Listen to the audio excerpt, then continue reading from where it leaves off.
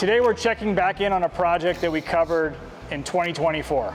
If you haven't seen that video, go back and look at when TJ and I sat down and talked about his Jeep and the build that had been done at that time. Today we're back to cover phase 2 or 3 or whatever we're calling this. Phase 4. What sometimes is called the shop Jeep, but it's really TJ's Jeep, and in the summer it can be his daily here in Truckee. So go back and watch that video, but what we're here today to do is just talk about why it's ripped apart, TJ. Well, this is the plan, the long-term plan coming to fruition. Yep. So it had 40s. Well, it had 37s. Started 37s, then 38s. Most of the guys I roll with are on 40s and 1-tons. I was on the factory axles. So they were trussed, and that's truss, chromoly shaft, re-geared, yep. All that. Sold that package to a guy to help fund this project. So yeah, we're doing Dana 60 out of 05 Super Duty front axle. We're doing a 14 bolt out of 06 Chevy. For the rear? Yep, we're gonna truss, gear, and lock front and rear axles.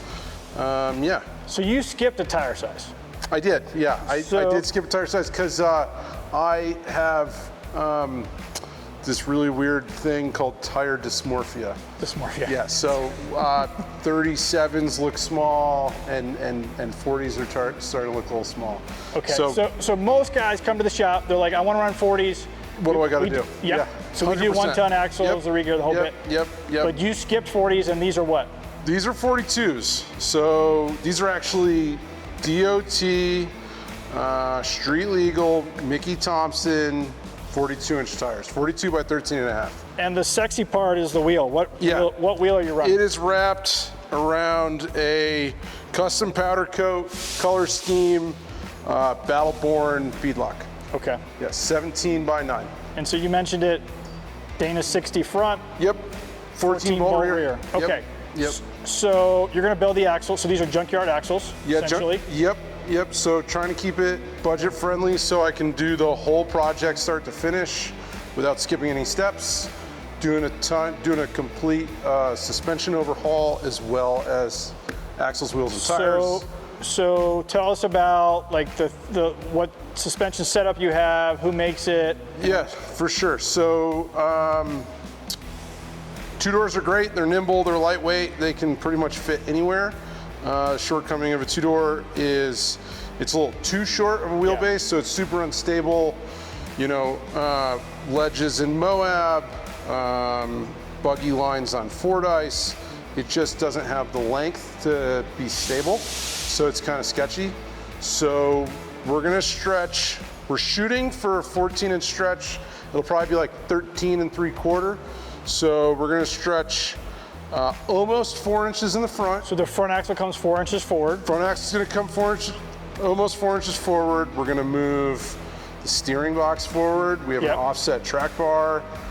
We have an RPM 3-link with a new cross member that's gonna help us stretch forward. Okay. And then in the rear, that's where it gets pretty interesting actually. So we've got some comp cut corners we're gonna put on and powder coat to match. So that fender well doesn't work anymore because the tire's going back. Yep, so body's gonna stay where it is, frame's gonna stay where it is, axle's moving back. So comp cut rear, quarters. We're gonna do a double triangulated rear, no track bar. We've covered those on other videos here. We've got another build in the shop right now going with one of those going in. We got another one coming in next month. They've been increasingly popular because they're awesome. And then the special sauce on this, for me, because the reason I haven't done this yet is in part because most JKs that do wheelbase stretch like this will do a fuel cell in the back seat. Yep. So they lose their back seat, they lose their storage. They give up the back seat for the fuel cell. They give up the back seat for the fuel cell because there's no way to mount the bracketry with the factory fuel tank. So the factory fuel tank's got to go. RPM Steering, which is one of our biggest Jeep partners that we work with. Those guys are amazing. They just released a 2-door, 10-inch stretch rear fuel cell. So it's a fuel cell that's going to mount inboard of the frame rails all the way in the rear of the Jeep, and it's basically got a cutout to allow space for up to a Dana 80 to tuck. Tuck at 10 inches of stretch. Okay. So we'll go 10 inches stretch in the rear, almost 4 in the front. We're shooting for a 110-inch wheelbase, which is kind of the sweet spot.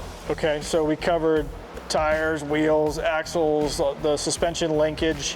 What about coilovers? So we're doing a coilover swap. We're gonna French into the rear, cut into the tub. I should still have space for a PRP rear bench. A little bit narrower, but I'll make the concession to get the coilovers Frenched in. Yep. And then coilover towers in the front that'll move forward with the stretch. Okay. We talked about fuel cell. Did you mention gearing? What are you going to re-gear to? Deepest they go in a Dana 60 and a 14 bolt is 538. So 538. yeah, we'll go 538. We're doing ARB air lockers, front and rear. Yeah, basically tear this axle down, clean it up, truss it, do all the weld work, gear it, put it back together. What about axle shafts?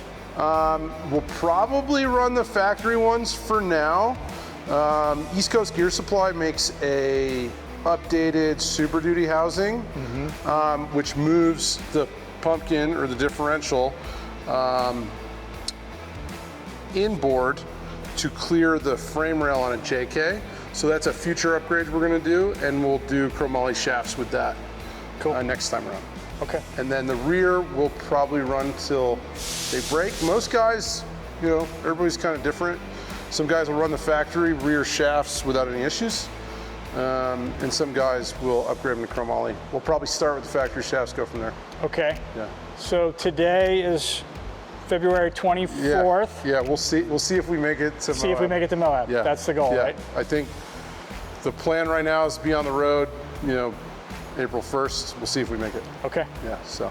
Cool. Yeah. All right, we'll check back when it's done. Cool. Thank you. Hold on, one more thing. I just want to look at when we did the video. What's the vibe? It was a year ago. No, was it? It was 1 year ago. No way. When do you think it was? 2 years ago.